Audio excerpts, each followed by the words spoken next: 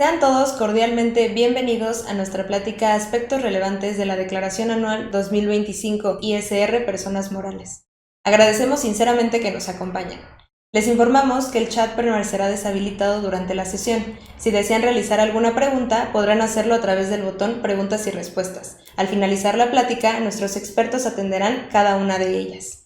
En esta ocasión contamos con la participación de dos ponentes con una amplia experiencia en la materia.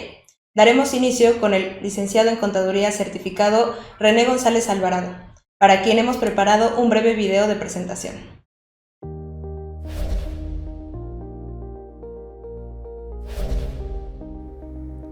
Con gran gusto presentamos al licenciado en Contaduría certificado René González Alvarado, egresado de la UNAM, con más de 25 años de experiencia en auditoría fiscal, financiera y gubernamental.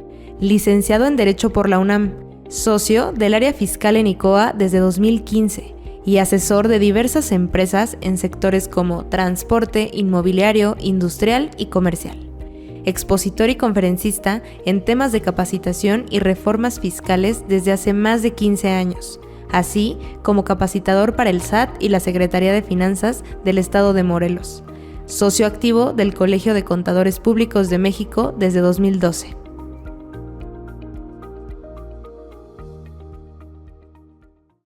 Agradecemos al contador René González Alvarado por su valiosa participación y por acompañarnos en esta sesión. Damos continuidad al programa con la intervención del contador público certificado Israel Navarro Pérez, para quien igualmente hemos preparado un breve video de presentación. Veamos a continuación el video.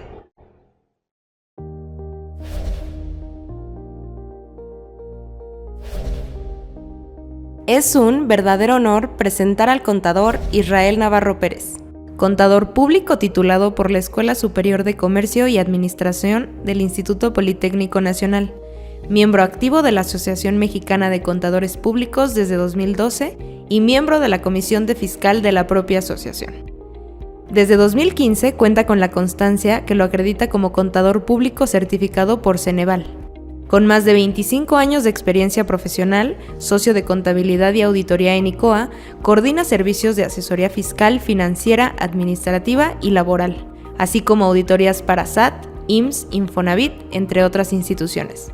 Reconocido por su compromiso con la calidad ética y responsabilidad en el trabajo.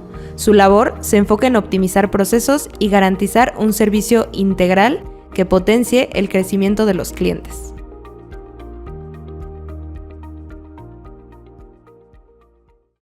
Expresamos nuestro agradecimiento a ambos ponentes por su participación en esta plática. Los invitamos a seguirnos en redes sociales para mantenerse informados sobre próximos eventos, conferencias y contenido de interés. Sin más preámbulo, comenzamos con nuestra plática Aspectos relevantes de la Declaración Anual 2025 ISR Personas Morales. Sean todos bienvenidos. ICOA Hernández Irigoyen, Contadores Públicos Asociados, les da nuevamente la más cordial bienvenida a estas pláticas fiscales. Les agradecemos a nombre del contador público Javier Hernández Gómez y del contador público Daniel Medina Hernández su preferencia y empezamos con este tema que por las fechas es de importancia relevante y vamos a ver lo que son los aspectos en cuanto a la declaración anual y no nos vamos a enfocar tanto en el llenado del formato porque al final de cuentas creo que la autoridad en los últimos ejercicios nos ha apoyado con ese prellenado, ya nos da gran parte de la información, pero sí vamos a empezar a tocar puntos de información que sí necesitamos tener a la mano, que necesitamos verificar para que la declaración se presente de manera correcta y los papeles de trabajo que debemos de contar, porque si bien la declaración anual, el formato que hay que llenar en la página del SAT solamente es un formato, es una formalidad para dar cumplimiento a esta obligación. La información que nosotros reportemos en ella, esa sí es nuestra responsabilidad y no podemos basar o dar por hecho que la información que viene precargada en esa declaración es la correcta. Es nuestra obligación el poder validar esas cifras y poder ratificarlas. Acuérdense que para la presentación de la declaración anual va nuestra firma porque si bien nos permite el formato acceder con la clave SIEC, no me permite presentar la declaración si no es por medio de una firma. Y eso es de importante relevancia. ¿Por qué? Porque estamos dando una declaración de información. Y ojo, no es por asustarlos, pero ojo con aquellas declaraciones que vayan en falso, ¿vale? Vamos a empezar ahí con la primera lámina. René, muchas gracias por tu compañía. No sé qué opinas al respecto. Bien, gracias a todos por su atención. Como comenta Israel, la información que está en la declaración debe partir de algo que estamos obligados a tener, que es nuestra contabilidad, en el caso de la mayoría de las empresas en México, la cual debe estar conforme a las normas de información financiera, ¿no? Entonces partimos de que toda la información que esté en la declaración debe estar soportada, primero y antes que nada, en las operaciones que realiza la empresa, las cuales están plasmadas en nuestra contabilidad. No hay una contabilidad financiera y una contabilidad fiscal. Son una sola contabilidad, todo parte de la contabilidad financiera, que después, y como muchos de ustedes saben, tenemos que conciliar ciertas cifras que están en la parte financiera contra lo que nos pide la legislación fiscal, ¿no? Entonces... Y qué bueno que lo comentas así, porque si nos vamos al concepto que te da el Código Fiscal de la Federación de la contabilidad, no es exclusivamente lo que tengas tú en una plataforma contable, en un sistema de contabilidad. Llámale como le quieras llamar, hay muchísimas plataformas contables. No quiere decir que la contabilidad solamente sea ese sistema donde realizamos los cargos y los abonos y que nos ayuda a tener los estados financieros. Recordemos que la contabilidad es cualquier sistema que nos ayude a tener registro de las operaciones que va teniendo la compañía.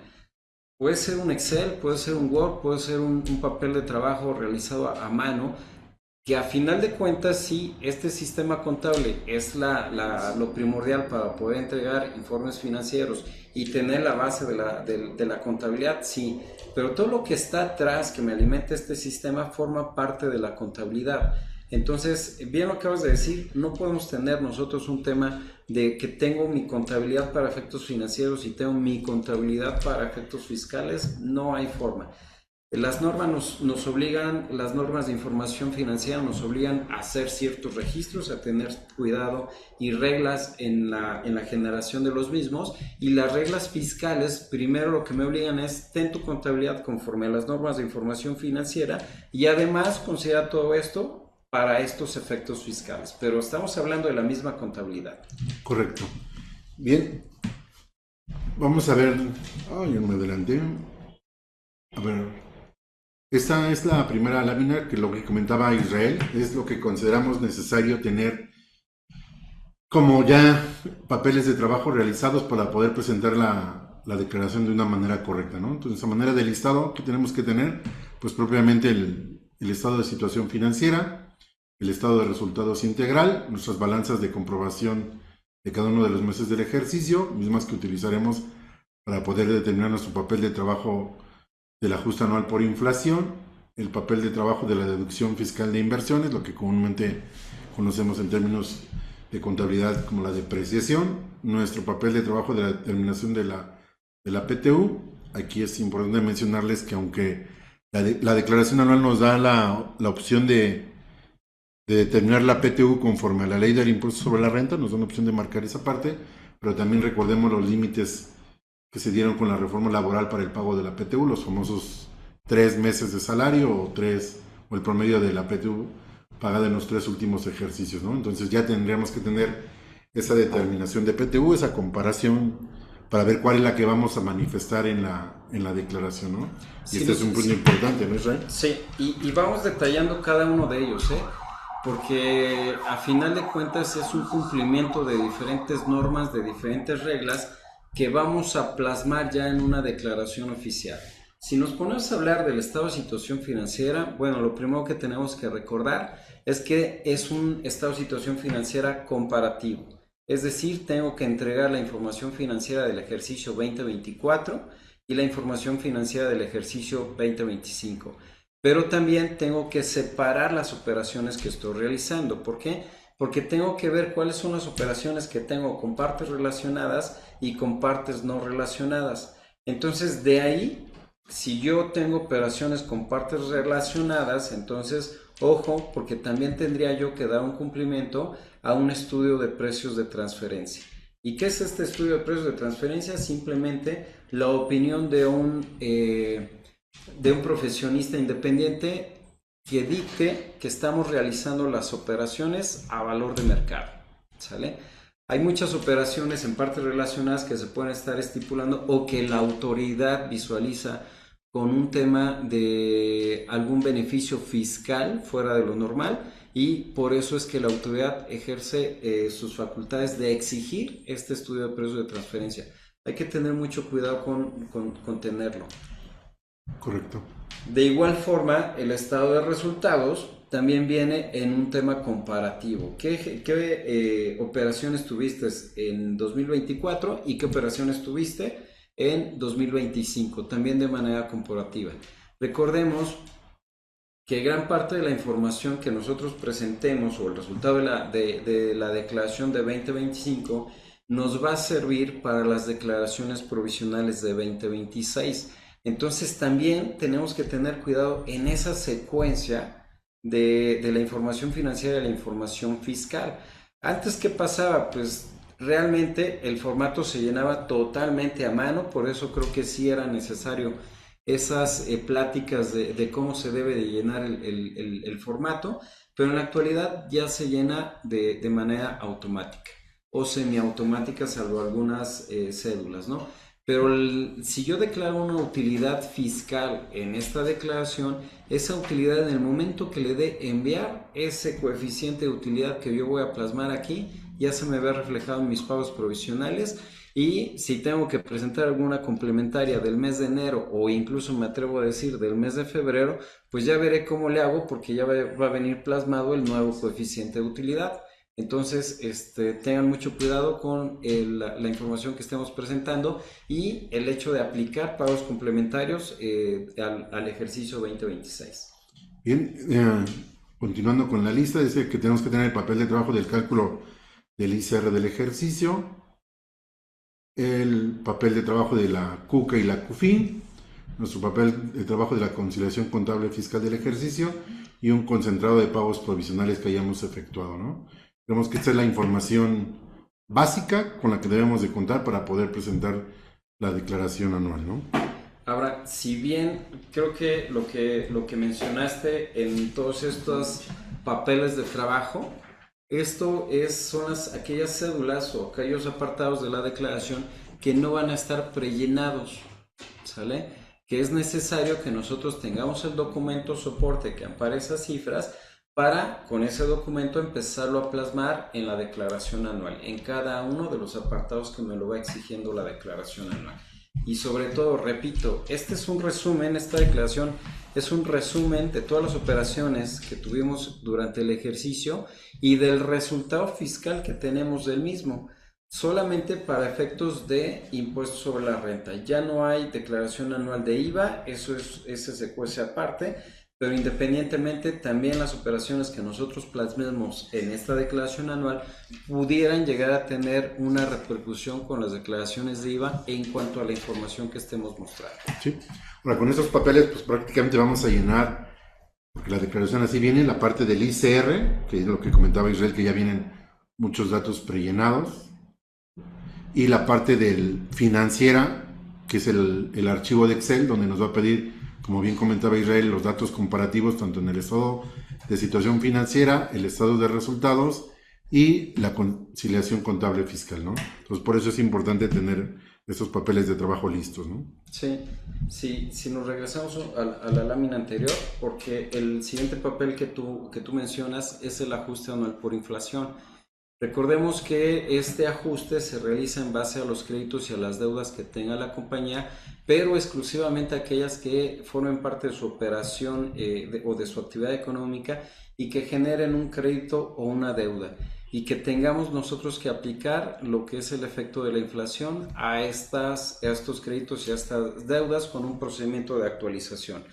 Muy importante tenerlo bien detallado porque a veces el ajuste anual por inflación, cuando tenemos una empresa que está en un proceso de cierre, con un proceso en que ya no está operando, a veces este ajuste me implica el pagar un impuesto y ese impuesto puede ser muy alto o puede ser muy bajo. Y más cuando estamos hablando de una empresa que está totalmente apalancada, el efecto fiscal de este concepto es tremendo. Y solamente nada más complementando, recordemos que cuando nosotros presentamos los pagos provisionales, lo que estamos declarando ahí son ingresos nominales, ¿vale? Y lo que vamos a declarar en la declaración anual son ingresos acumulables. Y la única diferencia entre uno y otro es este ajuste anual por inflación. Por eso es muy importante tenerlo bien determinado.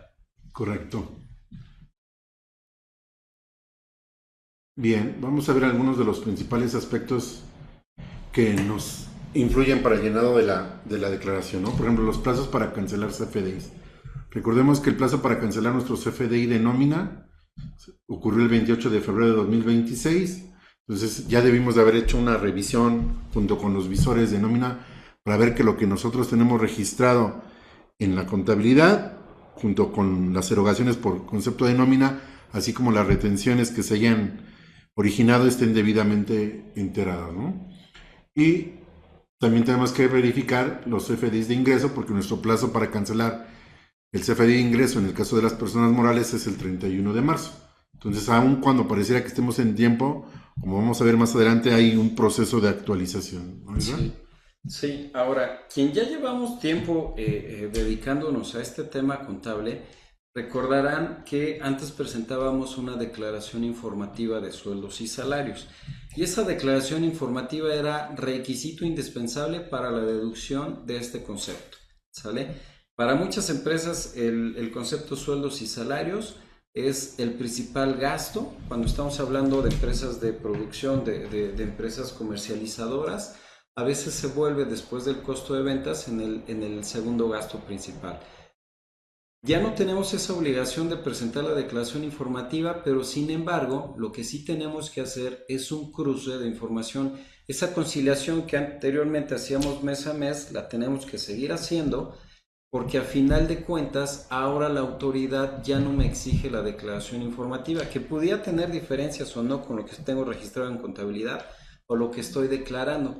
Pero sin embargo, con las nuevas aplicaciones que pone a disposición la autoridad fiscal, en primer punto, hablando del pago provisional en tema de sueldos y salarios, me dice cuánto es lo que debo yo de pagar por tema de retenciones.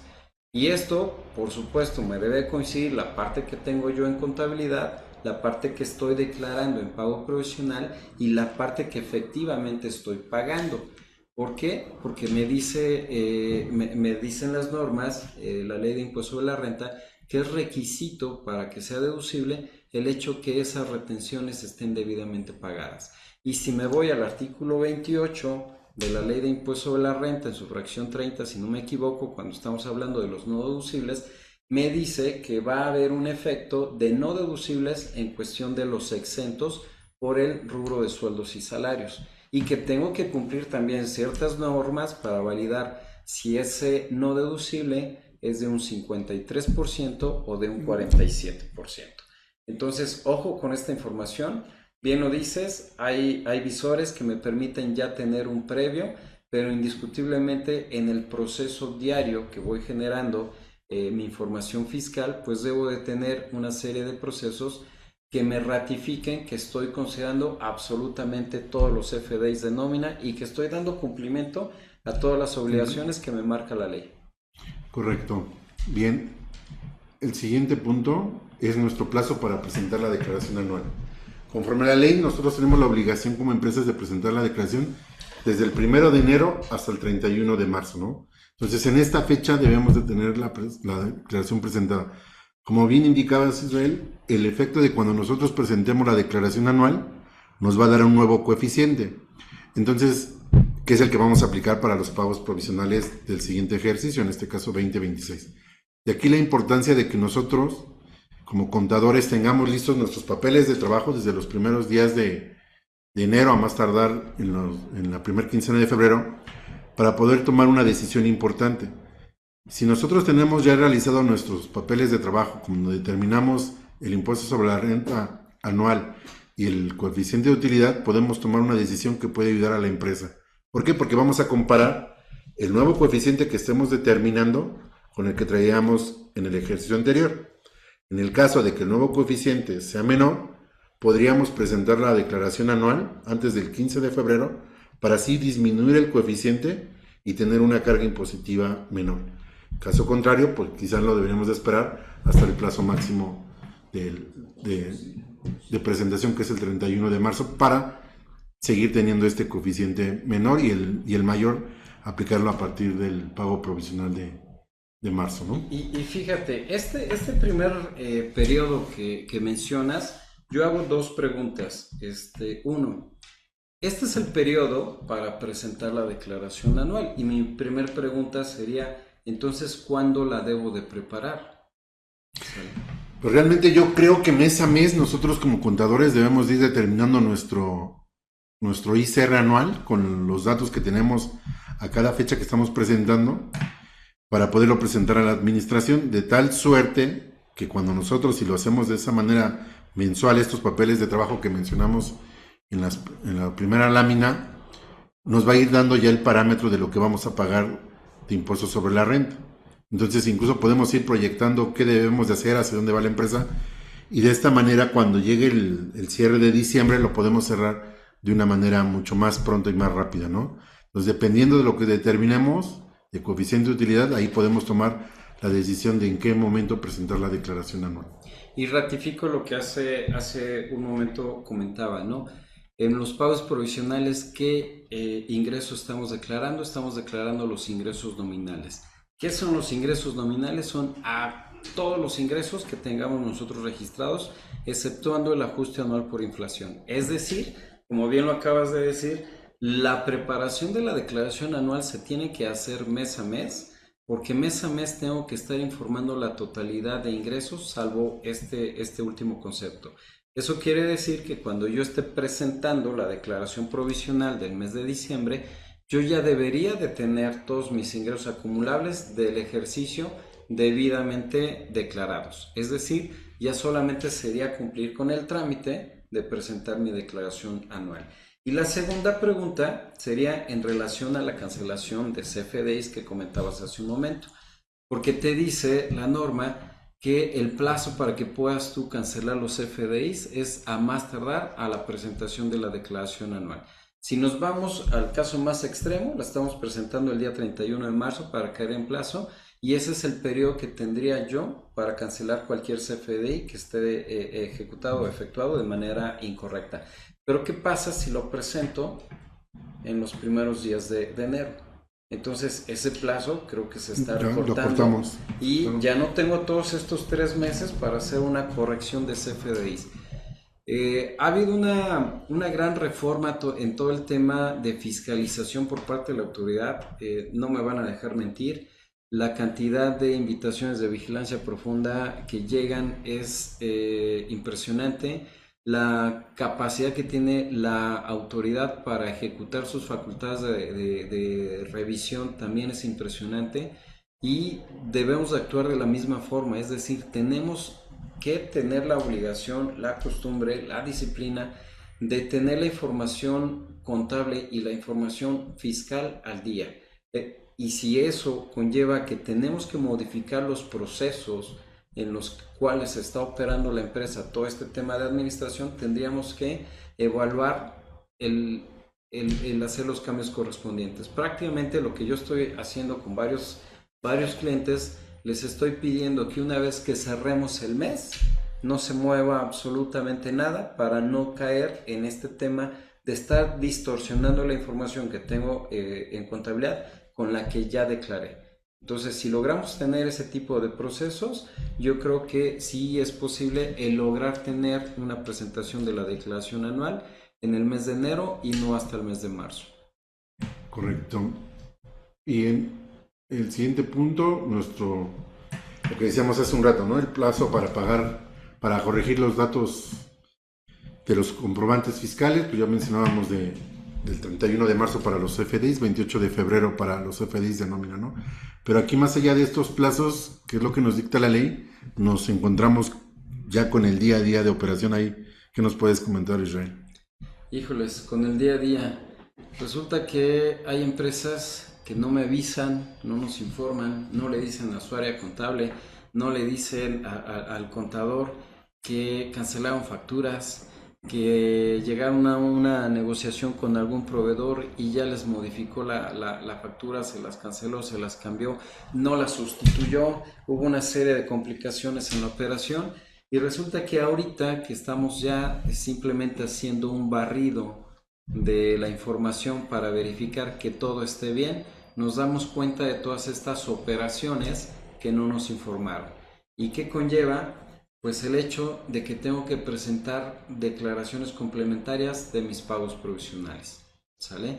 Y entonces tengo que regresarme, quizás al mes de enero, si es que ahí fue la modificación, presentar la información complementaria que yo deba realizar. ¿Para qué? Para que si en el caso de que me esté yo incrementando el nivel de ingresos, entonces me genera un pago complementario también de impuesto sobre la renta con lo que corresponde a actualización de recargos y que tengo que cubrir de una manera inmediata, porque si no hay pago, entonces viene un efecto secundario. Y ese efecto secundario es que para que nosotros estemos declarando estos famosos ingresos acumulables o ingresos nominales y le adicionemos el ajuste anual por inflación, estos provienen de los pagos provisionales.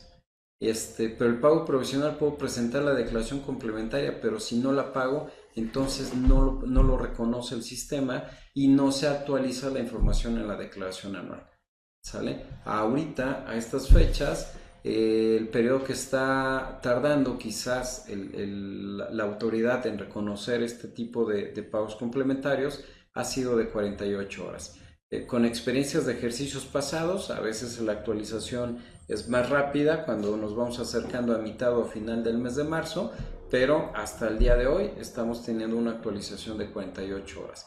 Hay veces que me dice el contribuyente, oye, pero actualízalo en diciembre, que se actualice la declaración anual y luego vemos. Yo les vuelvo a decir, ojo, porque estamos presentando una declaratoria, ¿sale? Prácticamente le estamos diciendo que bajo protesta de decir verdad, estos son los datos de la operación de la compañía, ¿sale?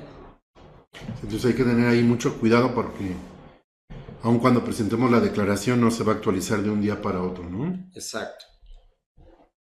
Bien, este punto lo quería yo tocar, el dictamen fiscal, porque es uno de los campos que nos dice la declaración, ¿no? Que si estamos obligados a dictaminar nuestros estados financieros o, según lo que contestemos sí o no, contestamos sí, pues adelante, si contestamos no, después viene otra pregunta, ¿no? Que si optamos por dictaminar los estados financieros. Entonces, ¿cómo saber si estamos obligados o no a dictaminar los estados financieros? Bueno, a presentar dictamen fiscal, pues es con este dato, ¿no? Aquellos contribuyentes que obtuvieron en el ingreso anterior ingresos acumulables iguales o superiores a 2.013.710.870. Si nos encontramos en este supuesto, que ya estaríamos en la categoría de grandes contribuyentes, estaríamos obligados a presentar nuestro dictamen fiscal y por lo tanto tendríamos que marcar la opción en la declaración anual, ¿no? En el caso de que no estemos obligados, pero quisiéramos optar por presentar el dictamen, pues tendríamos que tener ingresos acumulables declarados en el ejercicio inmediato anterior superiores a 157.785.270 pesos o que nuestro valor de nuestro activo sea mayor a 124.650.380 pesos o que en todos los meses hayamos tenido más de 300 trabajadores, ¿no? Entonces, quienes vayan a optar por dictaminar, por ejercer la opción del dictamen fiscal, sí es obligatorio que marquemos esta casilla en la declaración y que presentemos la declaración en tiempo para poder optar por este beneficio fiscal, ¿no? Que es el dictamen. Si no lo hiciéramos en tiempo, no vamos a poder ejercer esta opción. Y fíjate que me han hecho muchas preguntas. Oye, pero es que yo me dictaminé y aún así me llegan invitaciones de vigilancia profunda.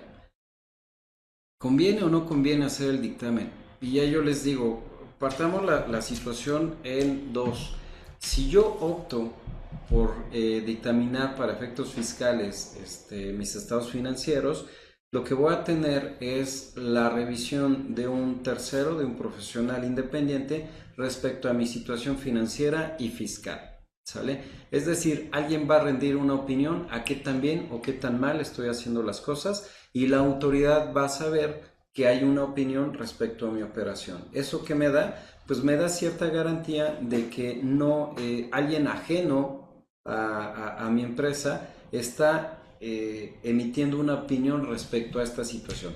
¿Con qué va acompañado este tema del dictamen? El dictamen va acompañado con las correcciones que él haya detectado, con el pago de esos impuestos que él haya detectado, y tenemos una palomita ante la autoridad de que somos un contribuyente cumplido. Ahora, ¿qué pasa con las invitaciones de vigilancia profunda? Que realmente son eso, son invitaciones. No está ejerciendo la autoridad sus facultades de comprobación, simplemente ejerce un algoritmo que está diciendo, oye, no me coinciden tus ingresos, ya sea en tus diferentes pagos provisionales, el ejemplo que manejaba hace un momento, de aquellos contribuyentes que optan por corregir solamente un mes para acumular la declaración anual, no me coincide en los ingresos que reportas mes a mes, o no me coincide en la totalidad de tu ejercicio. Te invito a que revises y que te autocorrijas en el caso de que debas de hacerlo. Por eso es que no entra la figura de la revisión secuencial en el caso del dictamen.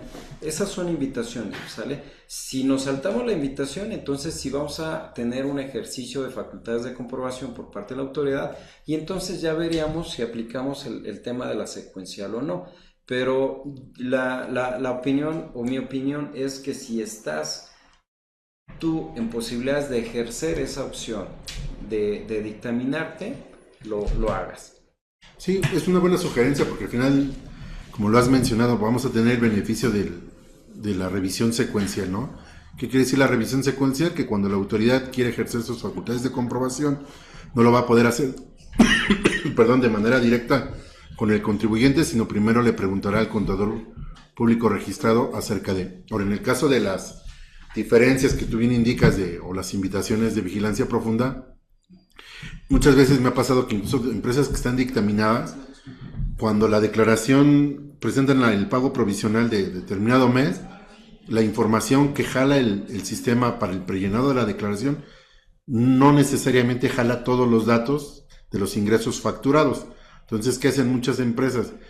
Llenan el campo de otros ingresos que acumular y ahí complementan el dato de lo que realmente emitieron de CFDIs. Entonces, por alguna razón, el prellenado de la declaración del pago provisional no está jalando todos los CFDIs emitidos. Es una falla, yo creo que de la plataforma, algún brinco tecnológico, qué sé yo, pero muchas veces cuando tienen este tipo de revisión del dictamen fiscal, el auditor dice, oye, tus pagos no están, y llenan en otro campo los ingresos que se dan, y esto origina a veces las invitaciones, ¿no? Pero sí, yo también opino que ejercer la opción del dictamen fiscal siempre nos será de gran ayuda. Ahora, fíjate, repito una frase que escuché ayer en una exposición, y esta maestra lo que decía es, la plataforma no legisla, ¿sale? Pero desafortunadamente es la herramienta que tenemos para efecto de dar cumplimiento a las obligaciones en efectos de declaración y pago de impuestos.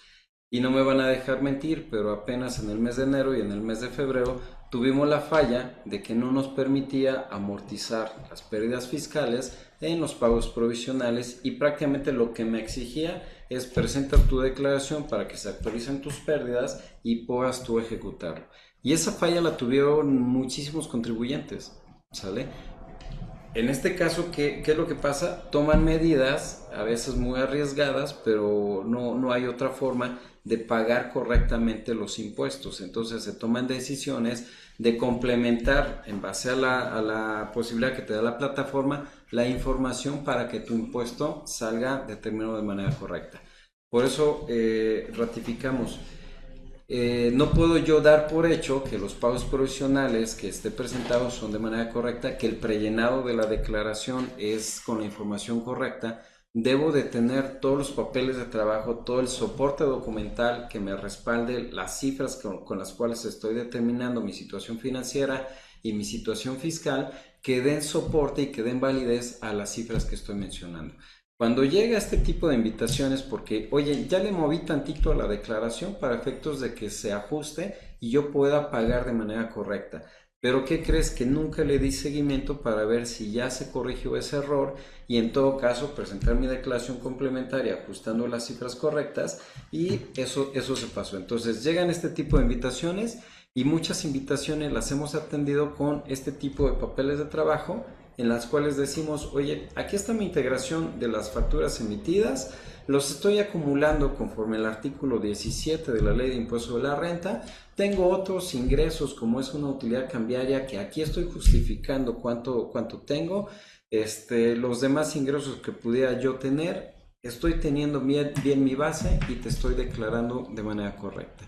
Muchas invitaciones se van con la justificación o con el soporte documental que ampare esas declaraciones o esos impuestos que estoy enterando.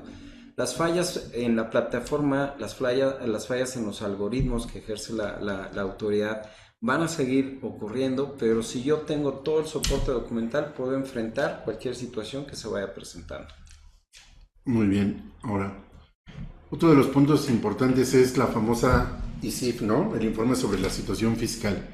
¿Quiénes se encuentran obligados? Bueno, pues de acuerdo a los montos y parámetros, nos dice que aquellos contribuyentes que hayan declarado ingresos superiores a 1,103,204,520 pesos están obligados a presentar la ICIF.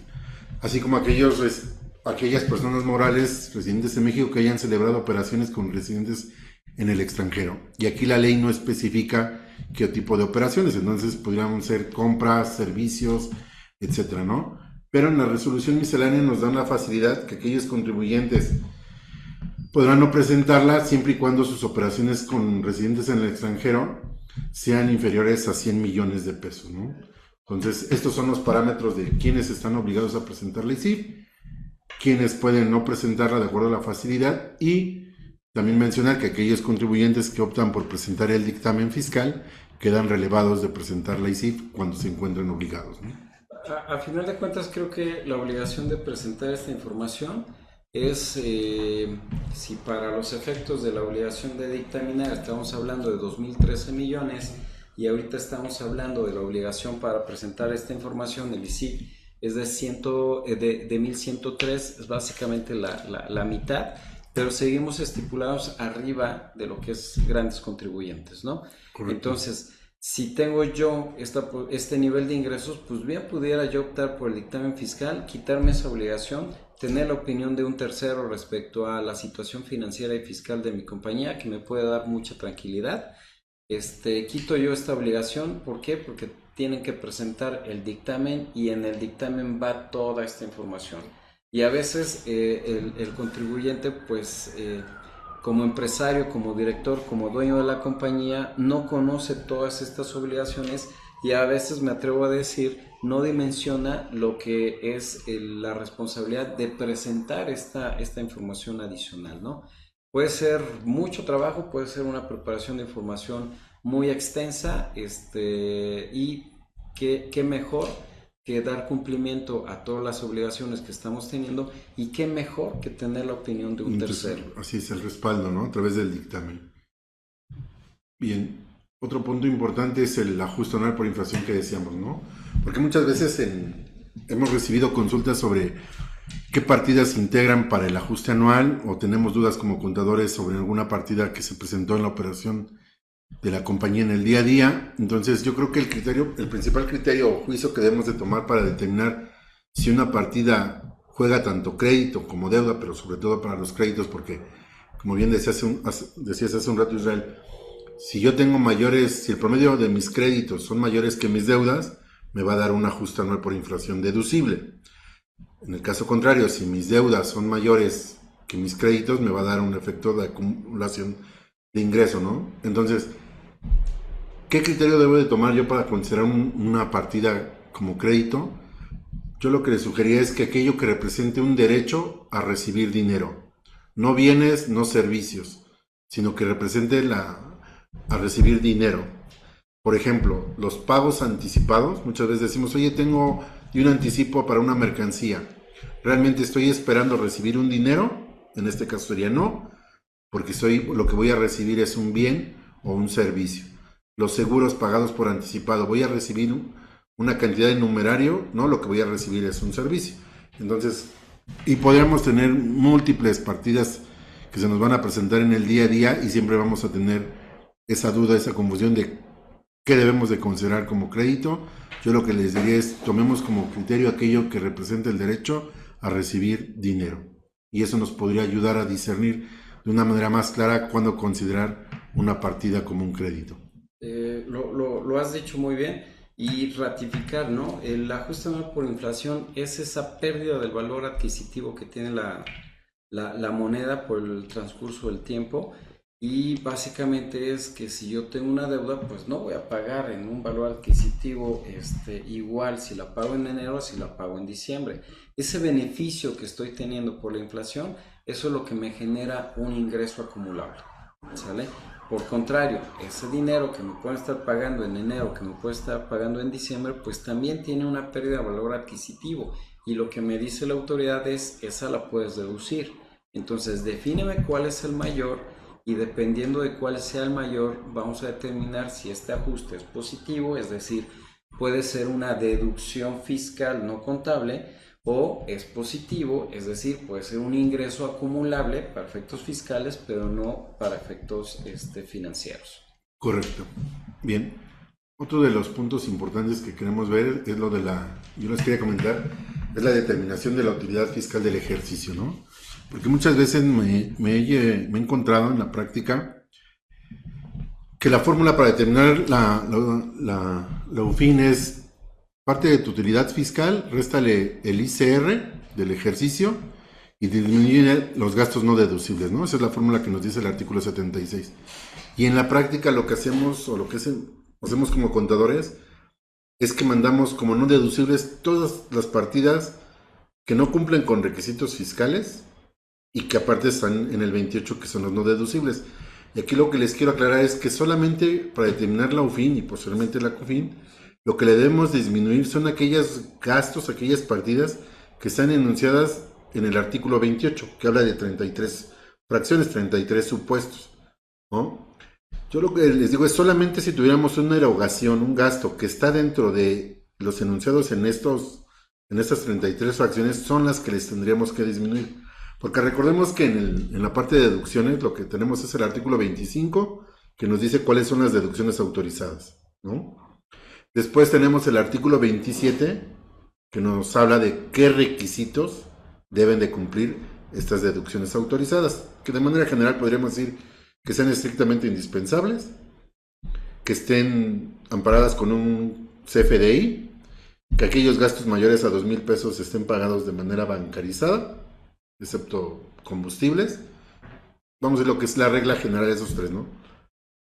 Y muchas veces nos encontramos en la operación que sí tenemos gastos estrictamente indispensables, pero no lo tenemos un comprobante fiscal, o ese comprobante no cumplió con los demás requisitos, ¿no? Entonces, ¿qué hacemos? Lo mandamos a no deducibles. Y como lo mandamos a no deducibles, pues entonces cuando determinamos la UFIN del ejercicio, terminamos disminuyendo. ¿Y qué efecto tiene esto? Que al final del camino, la UFIN y posteriormente CUFIN es lo que le podemos dar a los socios como pago de dividendos. Entonces, si nosotros le disminuimos una cantidad mayor como gastos no deducibles, cuando en realidad no son no deducibles, no los podemos disminuir de la base fiscal porque no reúnen los requisitos fiscales, pero no son no deducibles como tal. Entonces, cuando no hacemos esta separación, lo que hacemos es disminuir la cantidad que le podemos dar a los socios vía dividendos. Entonces, sí tengamos mucho cuidado cuando terminemos esto. El otro día me preguntaban, oye, ¿y cómo lo separo en la declaración anual? La declaración anual trae un renglón en la conciliación donde nos dice deducciones contables no fiscales, y si mal no recuerdo dice ICR del ejercicio, y luego dice gastos no deducibles, y ahí es donde metemos tanto los no deducibles del artículo 28 como aquellas erogaciones que no reunieron los requisitos fiscales, ahí metemos todo.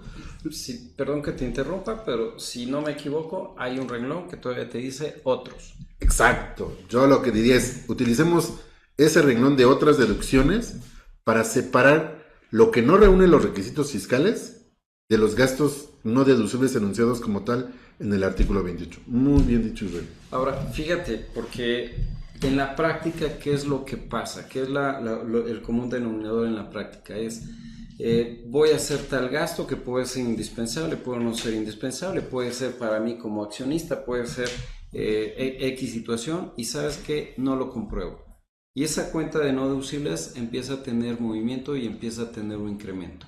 La cuenta de no deducibles yo la tengo que tener justificada en relación a qué fueron ocupados, y esa es una norma de información financiera, ¿sale? No puedo yo decir que no sé en qué me estoy gastando el dinero, por supuesto que lo debo de saber, pero tengo que tener separado yo esas dos cuentas: gastos que no reúnen los requisitos, como tú lo acabas de decir, y que por decisión conservadora estamos tomando la decisión de no deducirlos de impuestos.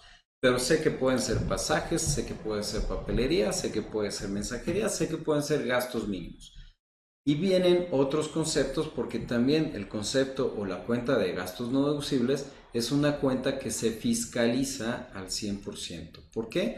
Porque esa cuenta se utiliza pues, para pagarle a los empleados ciertos bonos y sacarlos del rubro de sueldos y salarios para evitarnos el tema de la retención o evitarnos el tema de las cuotas obrero-patronales para el Seguro Social. Esa cuenta de gastos no deducibles también puede ser utilizada para desvirtuar aquellas aportaciones o aquellos dineros que le estemos dando a los accionistas y que deben de estarse siendo considerados como un anticipo a cuenta de dividendos o como una percepción que lleva una retención de impuestos. Entonces, no puedo tener yo cuentas de no deducibles que me estén amparando millones de pesos, porque la autoridad enseguida va a voltear a verla y me va a preguntar: quiero saber cómo existen estos gastos no deducibles en estas cuantías tan enormes que tienes, ¿sale?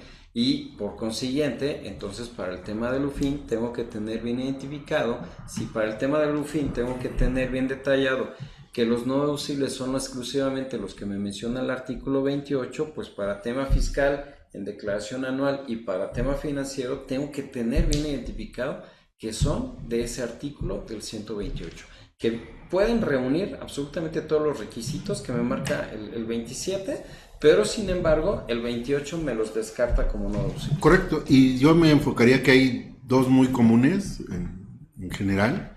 Uno es el consumo en restaurantes, que recordemos que está limitado solamente a un 8.5%. Y algo también muy común, y lo mencionaste tú hace un rato, Israel, los ingresos exentos para los trabajadores, que solamente podemos deducir una parte, ¿no? Exacto. Esos dos gastos son los que diríamos que son de lo más común en las empresas, y en teoría son los únicos que deberíamos de descontar para determinar la utilidad fiscal, ¿no? Exacto. Bien. Otra parte importante que tenemos que ver, pues es, lo decíamos al inicio, nuestro cotejo con los visores, ¿no? Entonces actualmente está el visor de nómina para los patrones. Tenemos que hacer una conciliación de los FDIs de nómina timbrados contra los registros contables. Aquí recordemos que el parámetro que toma la autoridad para considerarlo si fueron de un ejercicio, de un mes o de un periodo, es la fecha de pago. No importa cuándo los timbremos, para la autoridad la obligación de retener, y porque así es como debe ser, es cuando efectivamente lo hayamos pagado. Entonces, más allá del registro contable, el cual debe estar correctamente, debemos verificar que nuestro timbrado, nuestra fecha de pago, corresponda al mes en que estamos considerando la retención efectuada. Exacto, y fíjate, porque vamos a marcar tanto la obligación que tenemos de documentar el pago de nómina, de dar cumplimiento a las diferentes obligaciones patronales, de efectuar el pago, porque si no está efectuado el pago, entonces el gasto no es deducible, de estar enterando las retenciones que mencionamos ahí, porque si no, desde el pago provisional me hace una previa también, me hace una propuesta, porque dice la autoridad: este mes yo tengo timbrados tantos FDIs por el área de nóminas y te suman esta retención.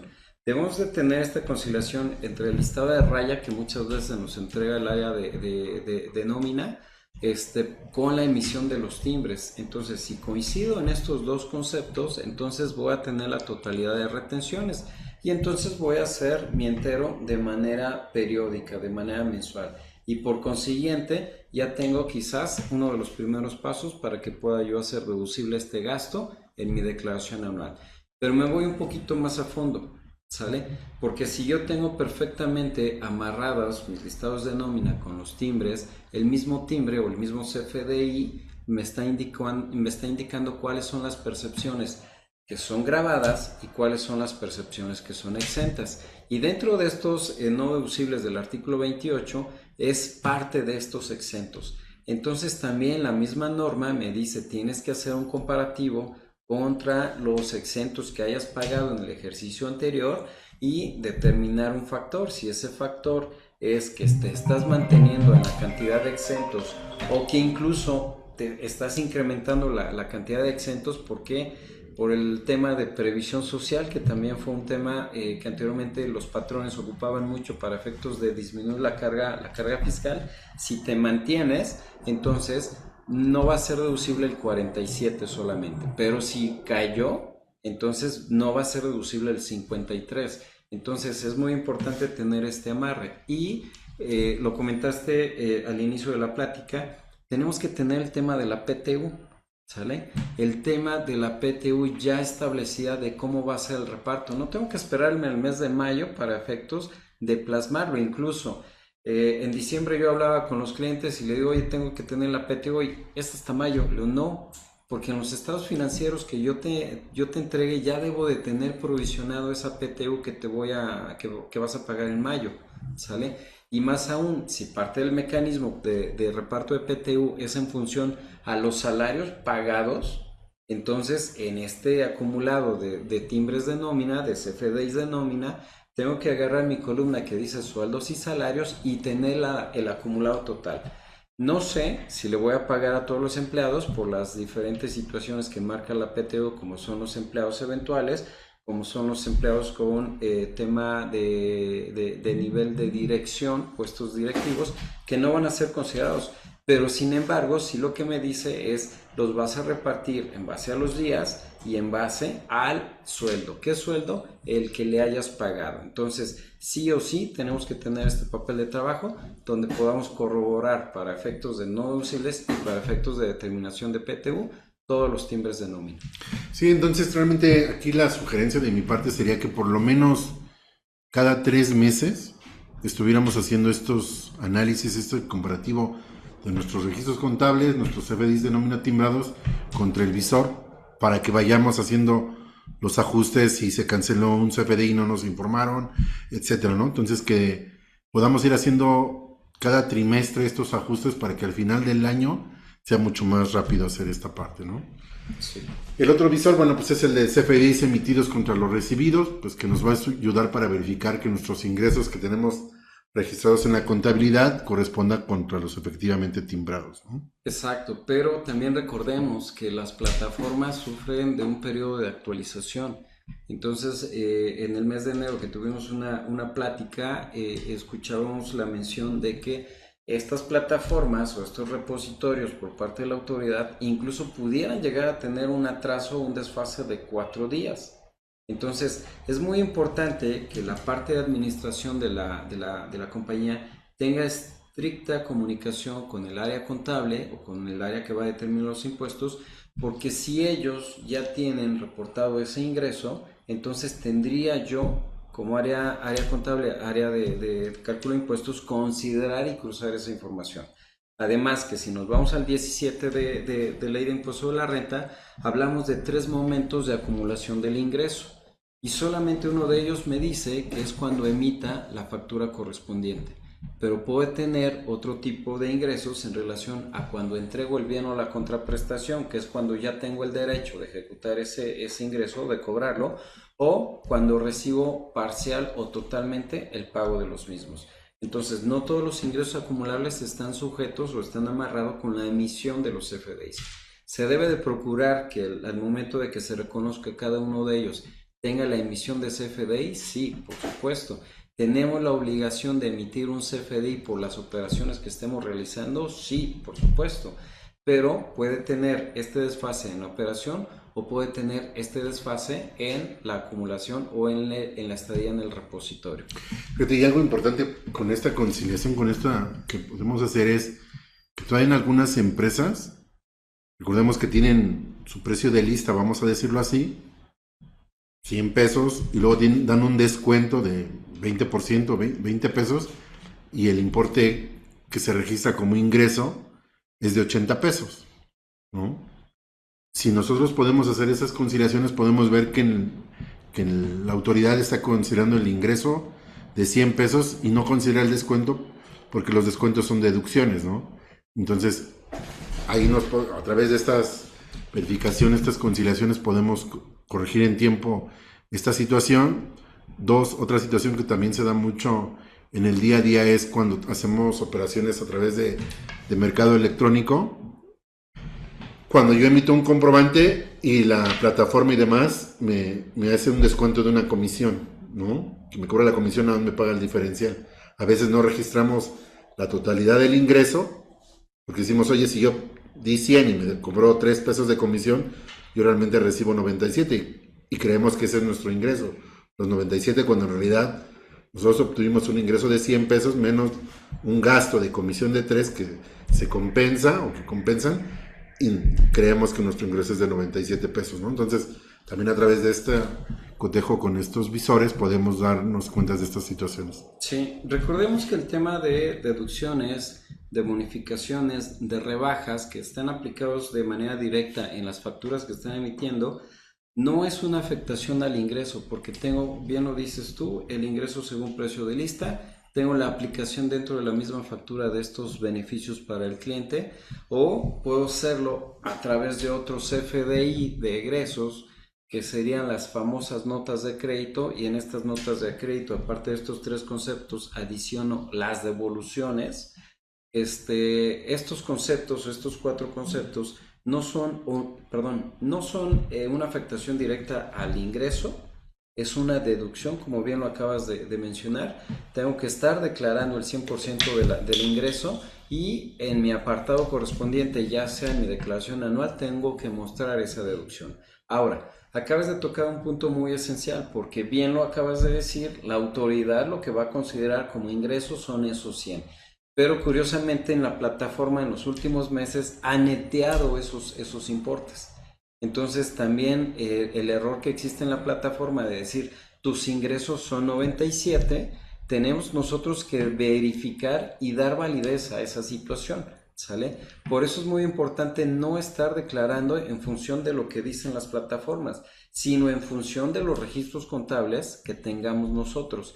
Si yo en mi registro contable, en mi papel de trabajo, determino que mi ingreso es 100, si veo que la plataforma me está considerando 97, pues haré algo o presentaré una aclaración a la autoridad de decirle, oye, no me estás reconociendo la totalidad de mis ingresos y eso me va a afectar. Y quizás de manera arbitraria le pueda yo mover ahí tantito a los ingresos, como este concepto que acabas de decir, de otros ingresos acumulables, ajustar el importe de la base gravable para declarar de manera correcta.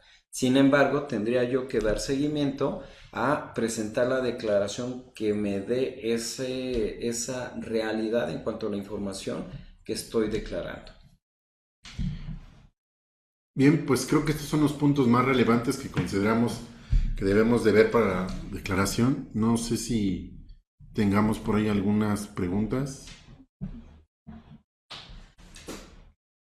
En lo que nos pasa, el tema de las preguntas, la firma ICOA, vamos a estar tratando de tener este tipo de pláticas de una manera cotidiana. Nos gustaría saber cuáles son los temas que les gustaría que abordemos. Vamos a procurar también tener invitados que sean especialistas en diferentes materias para efectos de compartir los conocimientos que estas personas tienen. Bueno, mira, nos preguntan, ¿cuándo va a ser la nómina totalmente deducible? Porque tenemos que estar casados con del 47 al 53 en cuanto a previsión social. Mira, en tema de previsión social hay diferentes reglas para efectos de deducibilidad, y van también enfocados a los ingresos que esté reportando, y que no, me corriges el porcentaje, pero no pueden presentar más del 7% de los ingresos de la organización, de la empresa. Si llegas a ese tope, tendríamos que tener una pausa ahí en qué prestaciones de previsión social estás otorgando, porque ya no serían exentas para el empleado en este caso. Así es, sí, realmente la previsión social está topada a un 7% y luego hay un tratamiento especial cuando excede de esto, ¿no? No es deducible.